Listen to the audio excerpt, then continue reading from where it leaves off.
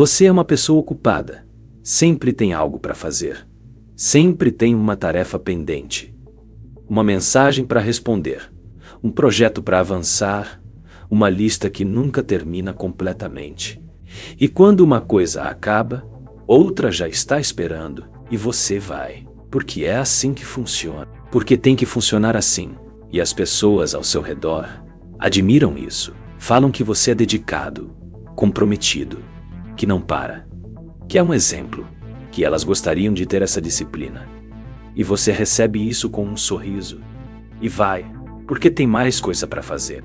Mas tem um momento, geralmente tarde da noite, ou num domingo sem compromisso, ou naquele breve intervalo entre uma coisa e outra você ainda não preencheu, em que aparece algo, uma inquietação, um peso sem nome, uma sensação de que se você ficar quieto por tempo suficiente, alguma coisa vai subir à superfície, e antes que isso aconteça, você pega o celular, abre um aplicativo, lembra de uma tarefa, coloca um podcast, faz alguma coisa, qualquer coisa. Existe uma diferença entre trabalhar porque você quer e trabalhar porque você não consegue parar. Do lado de fora, as duas parecem iguais. Nos dois casos, a pessoa está presente, produtiva, avançando. Nos dois casos, o resultado aparece. Nos dois casos, o mundo lá fora vai chamar de sucesso, de foco, de comprometimento.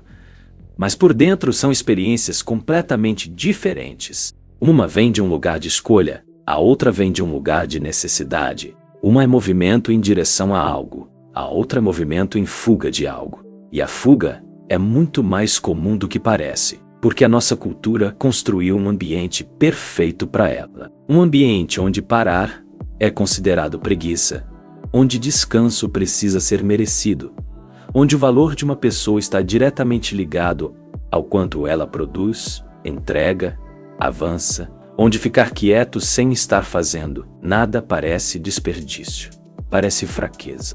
Parece que você está ficando para trás enquanto todo mundo segue em frente. Nesse ambiente, usar o trabalho como anestesia não parece um problema. Parece virtude.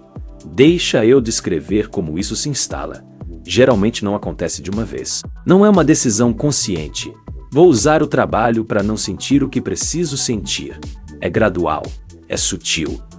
Começa com um período difícil, uma perda, uma crise, uma decepção grande, uma fase em que a vida exige mais do que você tem condição de processar no momento.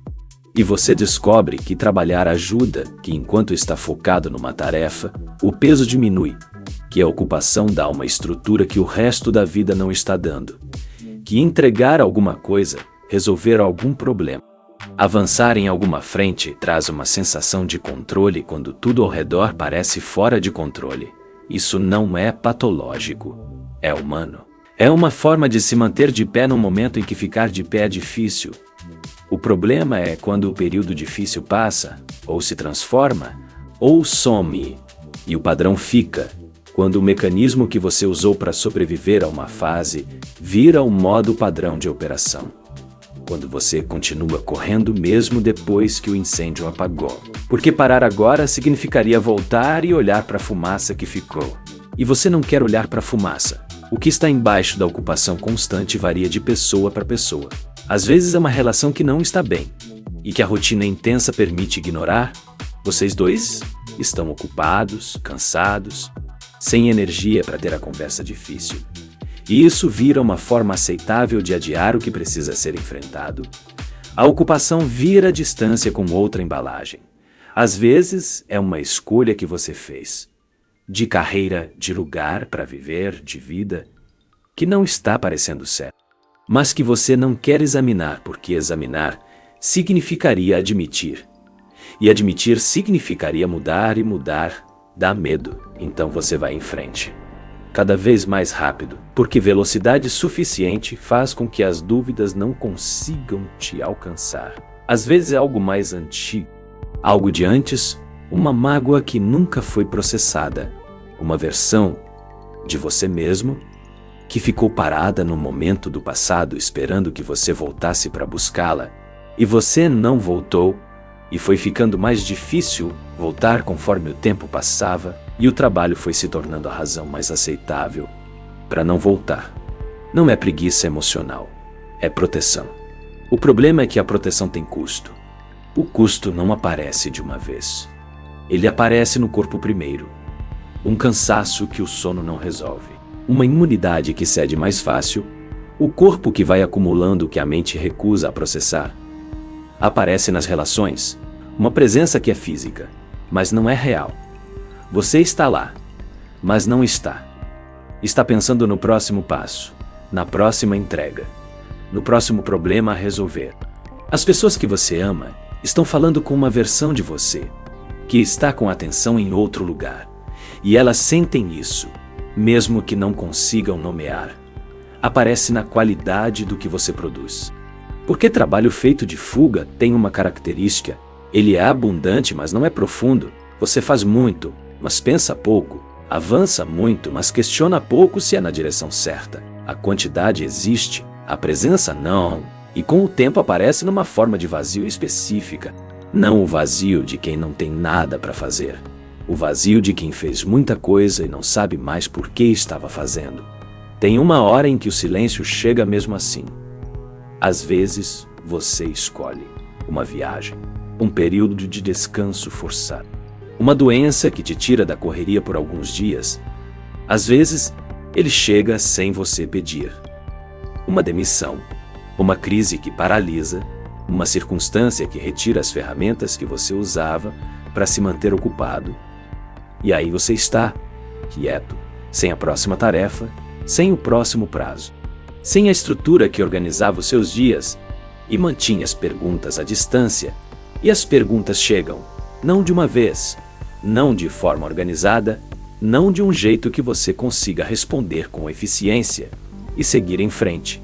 Elas chegam como camadas, como coisas que ficaram esperando, como partes de você que você foi adiando encontrar. E isso é desconfortável de um jeito que não tem comparação com nenhuma dificuldade de trabalho, porque no trabalho você tem ferramentas, tem habilidade, tem experiência, tem método. Com o silêncio você não tem nada disso. Com o silêncio você tem só você. E às vezes você descobriu que perdeu o costume de estar com você mesmo. Aqui está o que ninguém fala sobre a produtividade como fuga. Ela funciona por muito tempo, ela funciona muito bem. E esse é exatamente o problema. Se fosse dolorosa desde o início, você pararia. Se o trabalho como anestesia trouxesse consequências imediatas e óbvias, você ajustaria, mas ele traz recompensas reais. Dinheiro, reconhecimento, sensação de controle, aprovação, progresso visível. Ele te diz, todo dia, que você está bem, que você é capaz, que você está avançando e você acredita, porque as evidências externas confirmam. O problema é que as evidências externas não medem o que está acontecendo por dentro. Elas medem o que aparece. E o que aparece pode estar completamente dissociado do que você realmente sente, precisa, ou está evitando. Você pode ser um sucesso por fora e estar em dívida consigo mesmo por dentro. E essa dívida vai cobrar. Não agora, talvez. Não de forma visível. Talvez. Mas ela vai cobrar. Então, o que fazer? Não estou dizendo para parar de trabalhar. Não estou dizendo que produtividade é problema.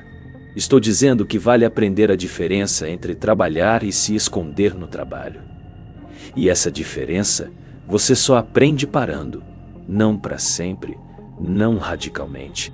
Mas parando o suficiente para sentir o que aparece quando você para. Se o que aparece for paz, cansaço bom, satisfação, você está trabalhando de um lugar saudável. Se o que aparece for ansiedade imediata, uma pressa para preencher o espaço, um desconforto difuso que não tem forma. Vale prestar atenção nisso? Vale perguntar o que esse desconforto está guardando? Porque tudo que você não processou não desapareceu, está lá, esperando o momento em que você finalmente ficar quieto o tempo suficiente para que ele possa ser ouvido. E quanto mais você adia esse encontro, mais pesado ele fica. E mais difícil fica acreditar que você consegue passar por ele. Mas você consegue. O que está lá não é maior do que você, só parece porque você passou muito tempo evitando olhar. A pergunta que fica na próxima vez que você pegar o celular por reflexo, abrir mais uma aba, colocar mais uma coisa na lista, antes de terminar o que já está aberto. Para um segundo e se pergunte: estou fazendo isso porque quero, ou porque tem alguma coisa que não quero sentir? Não para paralisar, não para transformar cada tarefa numa análise existencial. Só para saber, só para ter clareza sobre de onde vem o movimento. Porque quando você sabe de onde vem, você tem escolha, e quando você tem escolha, você para de ser controlado pelo que está evitando. E aí, o trabalho que você faz, o que realmente faz, de um lugar consciente e presente, começa a ter um peso diferente. Um peso que você escolheu carregar. Não um peso que você carrega para não precisar sentar com o resto. Isso é diferença. E você vai sentir a diferença quando o encontrar.